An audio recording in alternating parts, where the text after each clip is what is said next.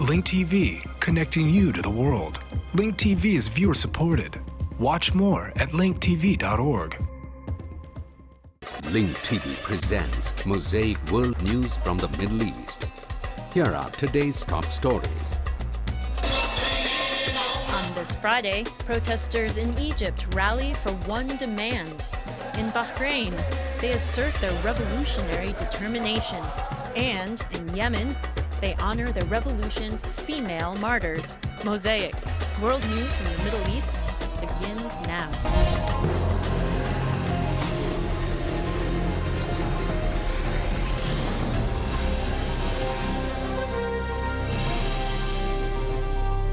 نفى المتحدث باسم رئيس الوزراء المصري عصام شرف نفى ما A spokesman for Egyptian Prime Minister Assem Sharaf denied the reported postponement of the so-called Silmi document until after elections.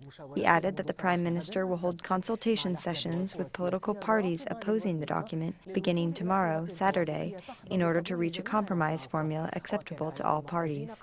Thousands of protesters gathered in Tahrir Square to demand the military council accelerate setting a timetable to transfer power to civilians. Our correspondent Mahmoud Essin has the details from Cairo. والتفاصيل من القاهرة.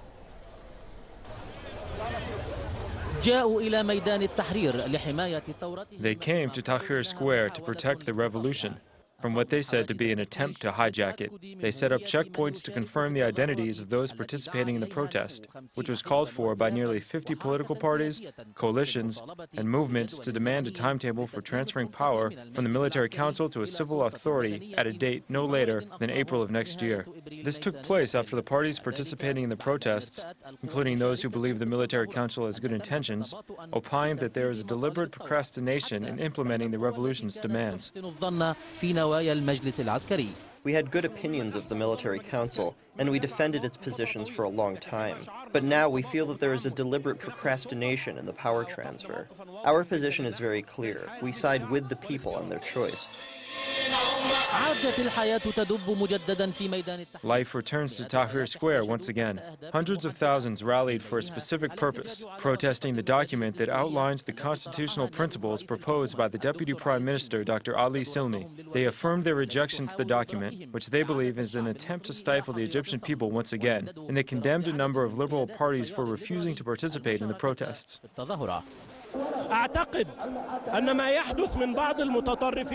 I believe what is happening with some of the liberal extremists is that they are abusing the meaning of a liberal state, as if a liberal state should bring them to power.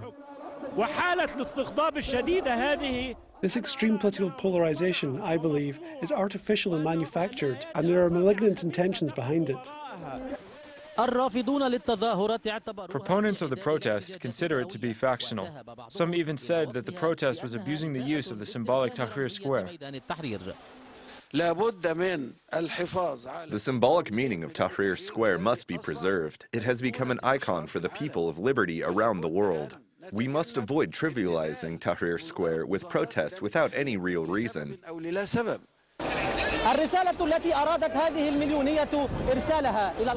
These protesters wanted to send a message to those running the country that if the revolution's demands aren't fully met, the response will come from here, Tahrir Square, and they know very well what that means. Mahmoud Essin, Al Jazeera, Cairo.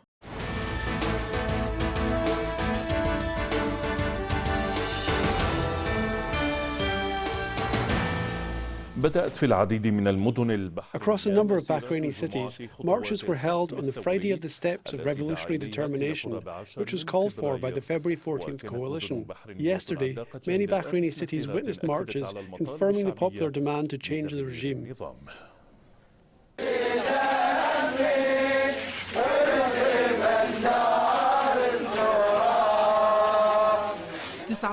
9 months have passed since the revolution in Bahrain was ignited, and not only does the popular mobilization continue to be peaceful, its creativity and ability to send its message despite the authorities' crackdown is notable. In addition to the ongoing peaceful marches in different areas, held to confirm the people's entitlement to their demands, protesters devised new means to raise the pressure on the Manama regime. The march for self-determination continued from one town to the next amid mass popular celebrations ahead of the day of the crawl toward the Bahrain International Exhibition Center on Tuesday. Bahrain's protesters also resorted to shutting down main roads and streets in a number of regions to force the Khalifa regime to meet their demand to release female detainees and the remaining prisoners. We will get our rights if we continue this way, with this number of people and on a daily basis. If we continue to pressure the government to release all prisoners and political detainees, we must persevere until the release of the detainees and until the demands that made us come out on February 14th are met.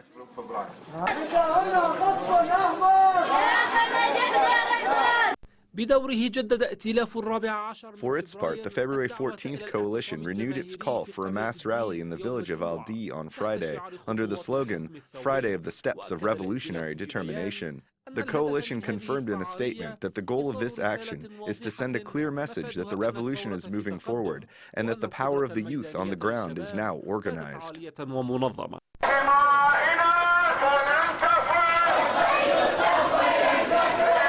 The regime had its own interpretation of that message. So, as is customary, it responded with more repression, tyranny, and the use of different types of weapons and poisonous gas, and continued the arbitrary arrests of civilians.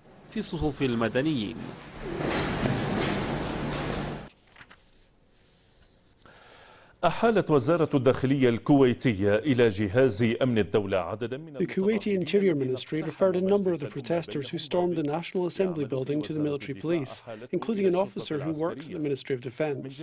For its part, the Kuwaiti Ministry of Information alluded it will be taking severe legal action against local media outlets. وسائل إعلام محلية قالت إنها خالفت قانوني المطبوعات والمرئي والمسموع وذلك بإحالتها ومسؤوليها. They are accused of violating the publication and audiovisual laws and will be referred to the prosecution that will review the cases. The decision is based on the recommendation of the Council of Ministers that held an emergency meeting.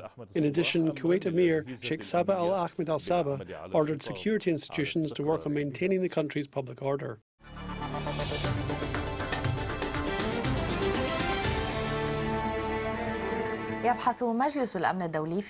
The UN Security Council session on Monday will review the developments of the Yemeni crisis in light of President Ali Abdullah Saleh's refusal to step down and the ongoing violence.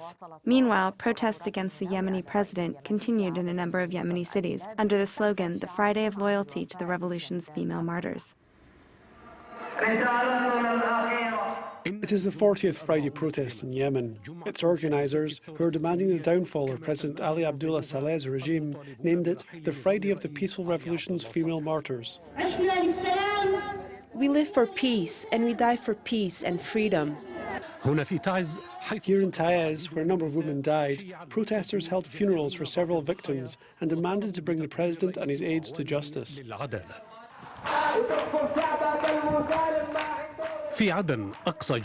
In the remote southern city Aden, men and women protesters took to the streets to condemn the deaths of those who perished during the uprising.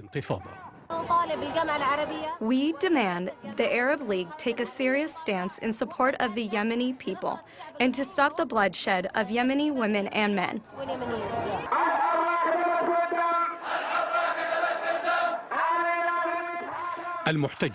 Protesters in the city of Al-Baida denounced what they referred to as the killing and targeting of women protesters. Demonstrators in the nearby city of Rada also demanded to rush the elimination of Saleh's regime.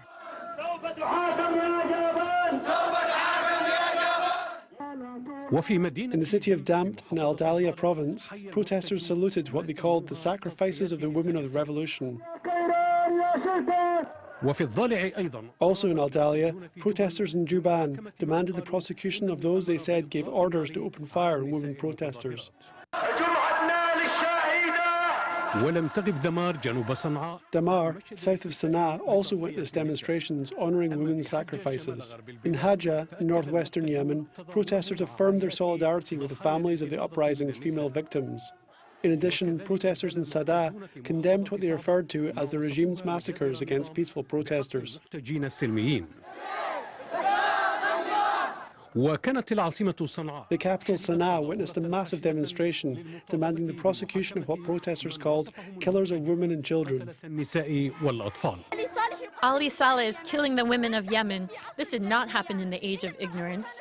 Women were honored and respected by everyone. But you humiliated us, insulted us. On the other hand, tens of thousands of President Saleh's supporters gathered in Sana'a's Tahrir Square in what they described as the Friday of National Accord. We hope to overcome the crisis or reach an agreement in the coming hours, or in 2 or 3 days at the latest if our brothers are on board. Anwar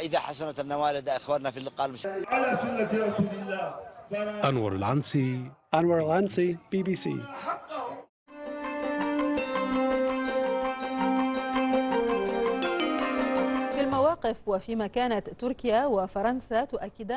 Turkey and France have stressed the importance of mounting additional pressure on Assad's regime to end the killing. However, Iran said the Arab League's decision to suspend Syria's membership is a historic mistake that could lead to a civil war, adding that the League's path aims to defeat Syria from the inside and trigger a civil war. It's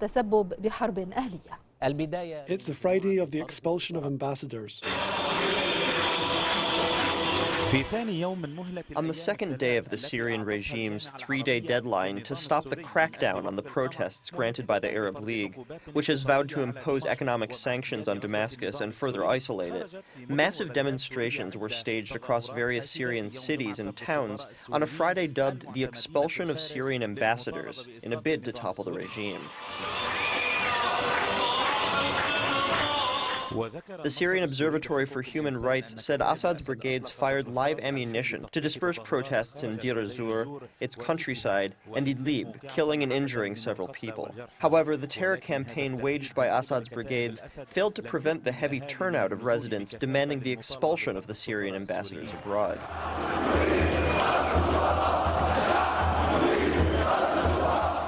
The local coordination committees said the army, security gangs, and Shabiha besieged the city of Kafar Nubel and surrounded its local mosques, entrances, and exits in a bid to prevent worshippers from staging protests.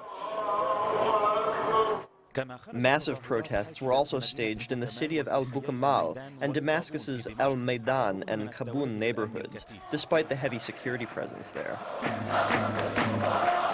In addition, massive demonstrations demanding the downfall of the regime and the execution of Syrian President Bashar al-Assad were staged in the city of Aleppo. The local coordination committees said on its social media website that a demonstration was staged in Damascus after the Friday prayer in Al-Maidan neighborhood. The website added that the free residents of the Kabun neighborhood took to the streets despite the siege, threats, and heavy presence of Assad's brigades. Opposition websites released video clips showing demonstrators taking to the streets in Damascus's Asali neighborhood, chanting for the downfall of the regime. In Damascus's countryside village of Arden, activists posted a video of Assad's brigades firing directly at demonstrators. The local committees reported that security forces are being heavily deployed on the streets of Harasta in the countryside of Damascus, notably around mosques, in an attempt to prevent anti-regime protests. The committees added that a curfew was imposed in the town of Al-Rastan in Homs to prevent worshippers from attending the Friday prayer.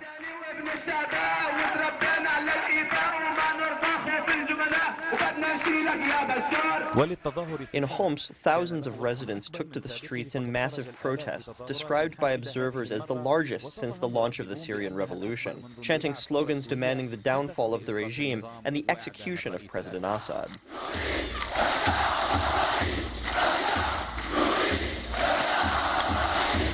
In the countryside of Daraa, the opposition said the cities of Jassim, Ankel, Nawa, and Hara witnessed a heavy security and military deployment and a siege of the local mosques in a bid to prevent protests. The opposition added that security forces carried out preemptive sweeps and arrests in the town of Hessam al-Golan, targeting several residents. It added that Assad's brigades opened fire at a demonstration in Daraa. In Hama, the Syrian Observatory for Human Rights reported that snipers are being deployed on buildings overlooking the city's mosque. Activists posted images online showing Assad's brigades firing live ammunition at a protest launched from a mosque in Hama's Sabuniya neighborhood. The observatory said a child was injured by gunfire from the Bayada security post, as officers fired at anyone approaching the area. Meanwhile, Assad's brigades shelled several towns in the country's northern region, following an attack by army defectors on forces loyal to Assad's regime, as confirmed by Syrian activists. Dozens of people were injured during the 3-hour shelling that targeted the villages of Tel al-Naj and Arj Hamsha. Hundreds of families fled their homes due to the shelling, power outage, and internet interruption. The local coordination committee said in a statement that the Syrian authorities have arrested Ala al-Khudr, the director of the Syrian news agency, Sana, in Deir ez-Zor, following his resignation over the regime's practices against civilians.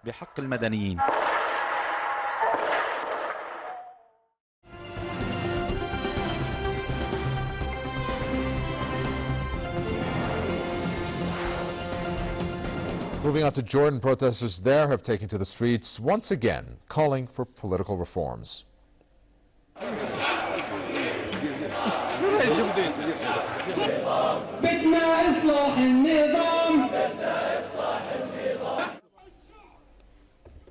The protesters were out on the streets after Friday prayers in the capital Amman and several southern cities. The protesters also called on the monarchy to crack down on corruption committed by senior members of the government. Last month, similar protests forced the prime minister to resign. Now they are calling for the monarchy to change its constitution. Jordanians have been taken to the streets on an almost daily basis since the beginning of this year. Our main purpose that to demand the king particularly to make real changes and political reform in the country. Iraqi people from all over the country have gathered in Camp Ashraf to voice opposition towards the presence of MKO members in that country. For more on that, a report here from Wissam Al-Bayati. Hundreds of Iraqis from different parts of the country held a protest to show their support for the Iranian families who have been waiting for more than 6 months to see their family members and relatives who reside in the Camp Ashraf. Camp Ashraf has been the principal home of the anti-Iranian group known as Mujahideen Khalq organization, or MKO, since the group allied itself with Saddam Hussein in the 1980s, receiving weapons and training from his regime. A number of Iraqi officials and tribal leaders were among those who had gathered to have their voice heard. The protesters carried banners with anti-MKO slogans on condemning the MKO presence. A number of defected MKO members were among the Iranian families. They stated that they have been living in dire conditions and deprived of their rights. The residents of the camp do not know what they are missing. Masoud Rajavi and his wife Maryam Rajavi should let the MKO members enjoy their life, but now they are deprived of it. During the protest, the Iraqi officials urged the Iraqi government to expel the MKO members from Iraq as scheduled, saying any delay in doing so may give members of the group enough time to launch attacks against the civilians living near their camp. We unite our voice with the protesters' call on the government to expel the MKO from Iraq as scheduled. Their presence forms a threat to national security. Many here are concerned about the possibility of interference by the UN to keep the MKO in the country, as the US administration has been putting pressures on the Iraqi government to allow the remaining of the MKO in Iraq. Some foreign countries are trying to keep the MKO in Iraq, and we want to send this message. If the MKO remains in Iraq after 2011, we will deal with the issue in another way. The MKO is listed as a terrorist organization by much of the international community and is responsible of numerous terrorist acts against both Iranians and Iraqis. The group is especially notorious in Iran for siding with former Iraqi dictator Saddam Hussein during the 1980-1988 Iran-Iraq war. The Iraqi protesters have gathered to show support for the Iranian families and to call on the Iraqi government to evacuate the MKO camp and expel its members from Iraq by the end of this year. Wissam Al-Bayati, Press TV, from Ashraf Camp in Diyala. In other news, Israel has annexed Palestinian land northeast of the Jordan Valley. The size of the land is 375 acres, and it sits on the Palestinian side of the UN Green Line, which was set up back in 1949. Tel Aviv has confirmed the seizure of the plot of land. This is not the first time that Israel has annexed Palestinian land. Tel Aviv has been building thousands of settlements across the occupied West Bank and East Jerusalem al-Quds in the past several decades. The UN has repeatedly condemned Tel Aviv for seizing Palestinian territory, but Israel has defied all international objections.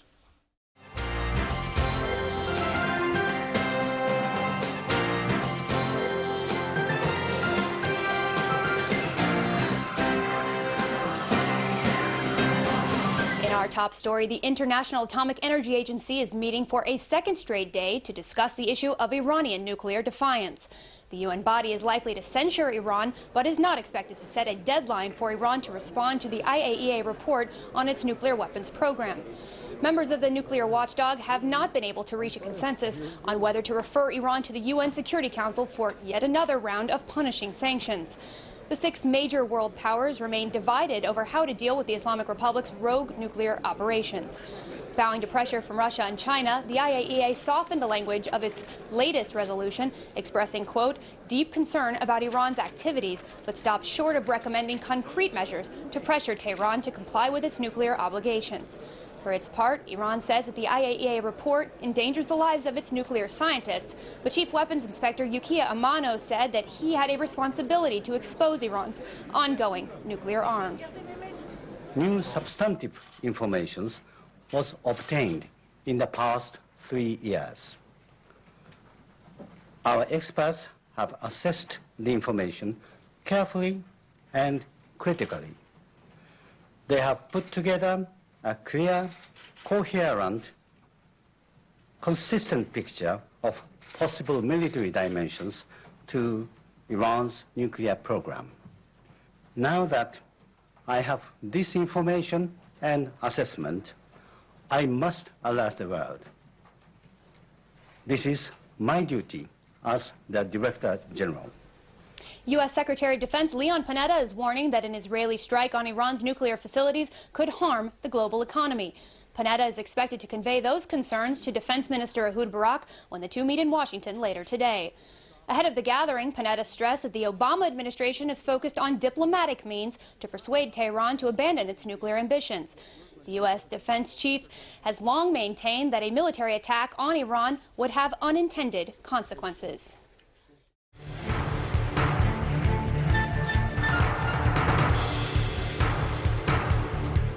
The Israeli occupation is reinforcing its presence and intensifying its patrols on the border with the occupied Golan Heights. Observers view it as a military preparedness for a new round of violence. Our correspondent Salam Mesherki reports from the Golan. The Syrian border is considered to have the highest likelihood for a military escalation in the wake of the Arab League's decision and the events in Syria. The occupation's army announced it has reinforced its troops along the border and increased its patrols during the day, including in border regions that are not considered at risk. تقديرات إسرائيل تستعد لجولة جديدة من العنف وترى أن الظروف مؤاتية. My guess is that Israel is preparing for a new round of violence. It believes the conditions are favorable for achieving some of its goals in the Middle East. The internal conflict in Syria, as well as in the Arab world, may be an incentive for Israel to wage an attack on neighboring countries, either Arab countries or Iran. على دول الجوار إن كانت دول عربية أو على إيران. Given that Israel is betting on the future of Syrian President Bashar al-Assad and possibly opening a front in the region under the pretext of what it referred to as diverting attention from the events in Syria, the army decided to extend its security wall along the entire border. The army also set up an electric fence to prevent infiltration in the region. There is something in politics called creating a crisis, or the atmosphere of a crisis. Israel lost its ability to occupy and control the territories, and it has a bitter experience with Hezbollah and Hamas in Gaza. So it will not try to repeat this experience. The other issue is that it will focus all its efforts on Iran. Israeli patrols and the danger of a possible security tension in this border area is causing concern among the residents of the occupied Masjid al-Shams, whose homes are located near the border. This residential area's experience during the last Nakba, or catastrophe, rendered its residents' safety dependent on the recent developments. Since we're at the border, we're obviously scared of wars. I think Israel could exploit the internal conditions in Syria and the Syrian crisis to launch a war that aims to weaken the Syrian military force. وعلى بعد أمتار قليلة من بلدات الجولان المحتل. Only a few meters from the villages of the occupied Golan and removed from military reports and the propagation of the so-called looming dangers in the Hebrew state, settlement projects continue. They have reached their peak with the announcement of granting hundreds of dunams to dozens of Jewish settler families for free to encourage them to come to the Golan to keep it as one of the region's most strategic areas. والسؤال الذي يطرح اليوم إذا كانت السيناريوهات التي تطرحها إسرائيل. So the question today is, will the stories recounted by Israel, alongside its continuous military threats, end the calm that has prevailed in this border area and turn into a serious military escalation, or will they remain mere threats? From the border area in the Syrian-occupied Golan Heights, Salam Mesherki. The views expressed on Mosaic are from contributing broadcasters, not Link TV or its sponsors. The production of Mosaic is made possible by grants from the John D. and Catherine T. MacArthur Foundation, the Wincoat Foundation, the Firedoll Foundation, and by support of viewers like you. Thank you. Watch Mosaic World News online.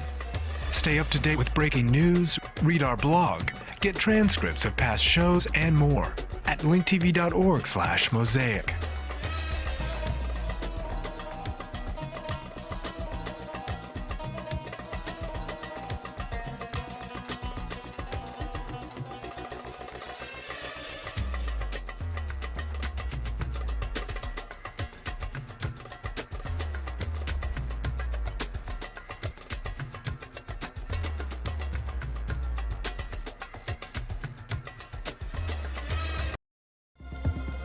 This program is brought to you by Link TV for educational and non-commercial use only. Link TV is the only U.S. network dedicated to global and national news, uncompromising documentaries, and diverse cultural programs which connect you to the world.